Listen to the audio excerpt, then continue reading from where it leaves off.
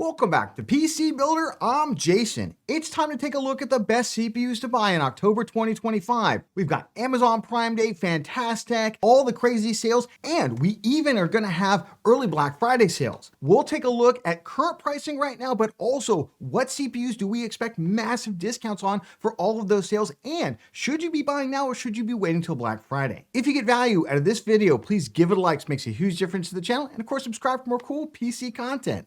Let's jump into it. This video is sponsored by VIP SCD Key. Say goodbye to crazy expensive Windows licenses and that terrible Activate Windows watermark. Right now, use the links in the video description, head over to VIP SCD Key and get a Windows 11 OEM license for a great price. Pick your product license, then use the PC Builder discount code PC25 for an additional 30% off during their Black Friday sale. Go to the activation settings on your PC, put in the code, and boom! Windows is fully licensed for a crazy low price. And they have Microsoft Office licenses too. Use the links in the video description. All right, let's jump through the big sales going on, starting off obviously with Amazon Prime Big Deals Day. We just call it Amazon October Prime Day, basically. It's going to be Tuesday, October 7th and Wednesday, October 8th. So it's just 2 days right now. They did 4 days over the summer. They're going to go back to doing 2 days. But of course, everybody else has a competing sale. We have the Newegg Fantastic sale, starts on October 6th. That's the Monday, starts 1 day earlier, and it goes all the way through the rest of the week, through Sunday.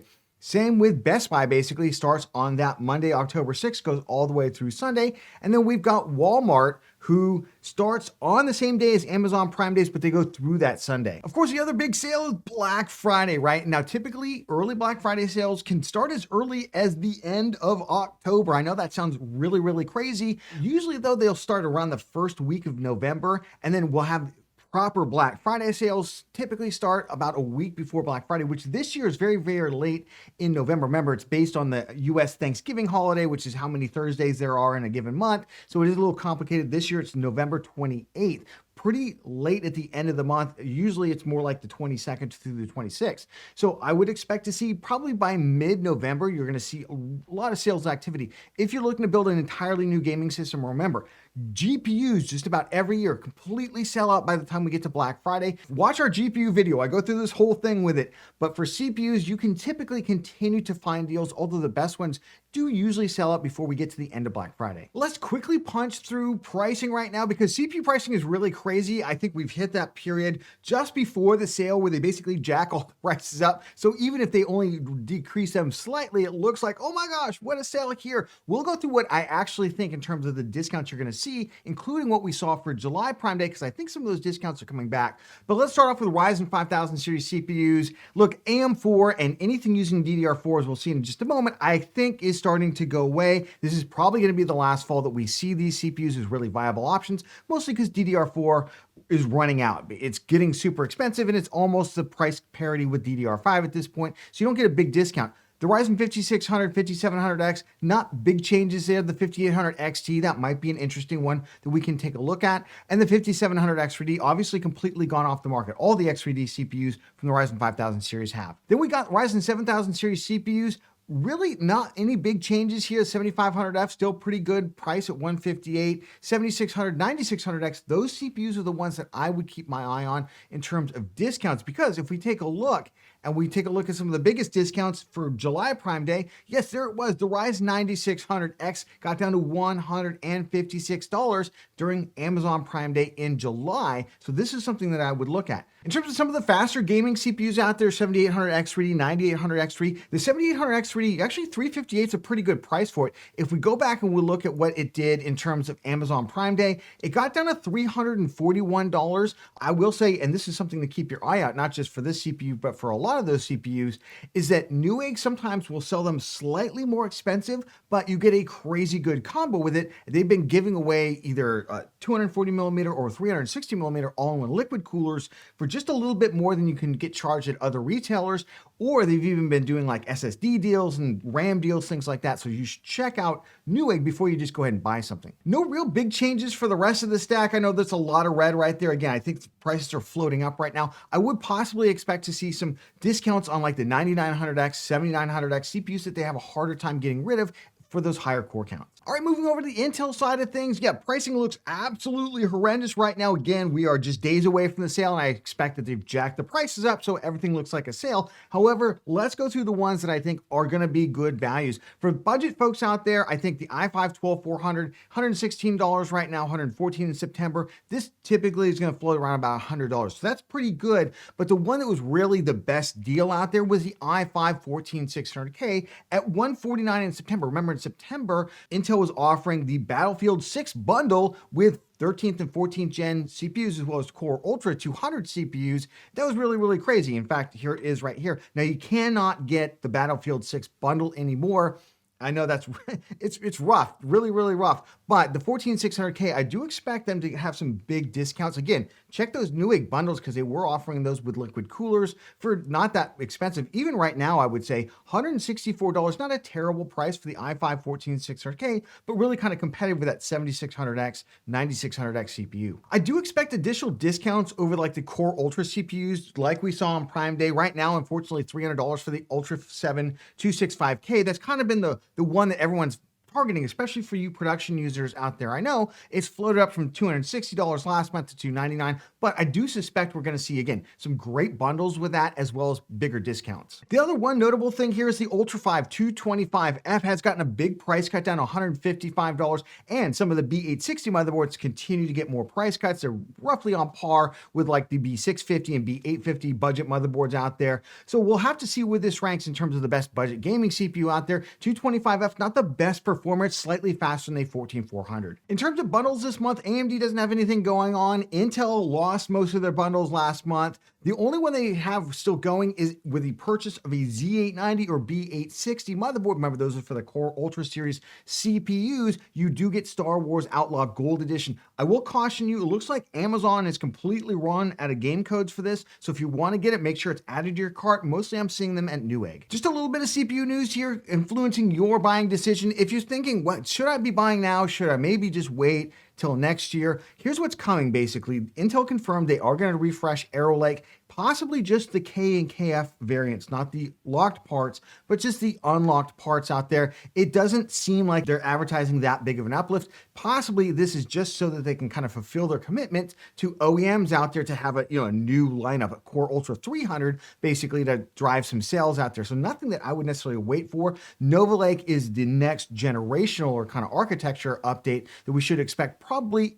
this time in 2026. So a whole year away. I'm not sure I'd wait for that. On the AMD Zen 6 side, we are expecting more information from AMD. They're going to do a financial analyst day in November where they talk basically what's the future roadmap of all these various platforms. I expect we are going to get Zen 6. This is my guess based on leaks and rumors out there, sometime kind of mid 2026. But again, in terms of what the uplift is going to look like, it's tough to say. Of course, one of the advantages of building Ryzen right now is that Zen 6 is going to be on the AM5 socket. So whatever you build right now, if you decide you want to upgrade next year, you can drop it right in. Let's jump into our best CPU for gaming 2025 in October and for production as well. If you're not familiar with how we do this, we basically take the entire platform cost of the CPU, the cooler, the RAM, the motherboard, and we come up with a price to performance. We get the price, we divide it by its performance. We have this both for gaming, and we also have a tab down here for multi-core score. You can look at it. This is based on the Cinebench score.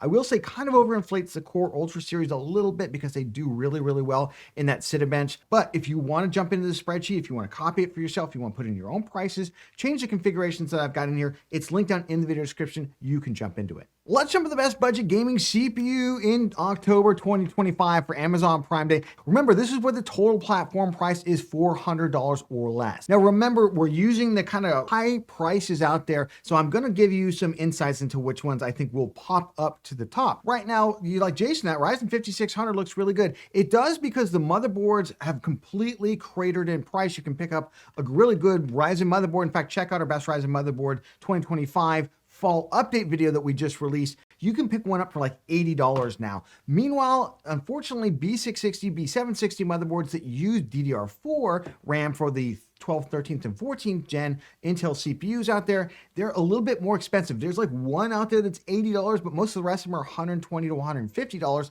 and that's definitely impacted the overall price to performance. The other thing I'm going to warn you about here is DDR4 prices have skyrocketed. We have seen them go from about $42 a couple months ago for a 16 gigabyte kit, 3200 CL16, which is good speed RAM.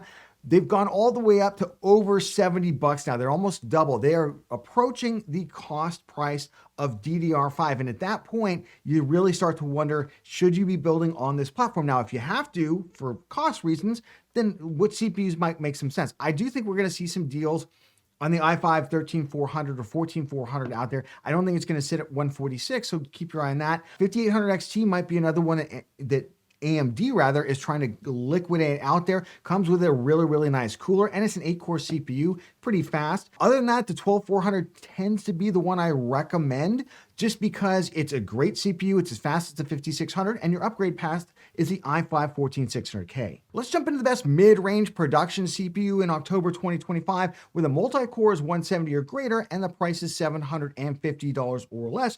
And I'll continue to caveat, the Core Ultra CPUs look a little bit better than they actually perform, but they're still pretty good performers here. Honestly, the Core Ultra 7265K, even at that increased price, going up $50, because what's happened is that B860 and Z890 motherboards have continued to fall in price, almost kind of offsets that. And I will say, if we see those price discounts come back on the Ultra 265K, it's really enticing to build that game, especially you do get the free game. Remember, you get the free game as long as it's added to your cart, Z890 or B860 motherboard out there. And those are pretty good motherboards at not that big a price difference to Ryzen right now. Other CPUs here, if you, Jason, I don't want Intel, I want something with Ryzen, I can upgrade in the future. I like the 9900X. I think that's a great CPU. The price is really good on it. I do expect that price to probably keep eking down a little bit further from $375, much closer to $330. I think we've seen it there on flash sales before. That's the one I would be keeping my eye on. And you're going to be able to drop in a Zen 6 CPU in there in the future.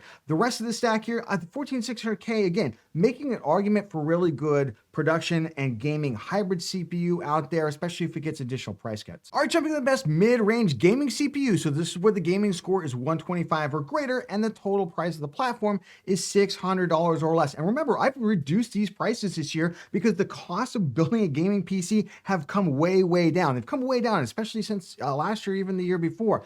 Honestly, this is a really tough one for Intel, unless you're going to do that kind of hybrid gaming system with a 14600K, and that price comes down a little bit to where it was. 164, you probably do that no problem.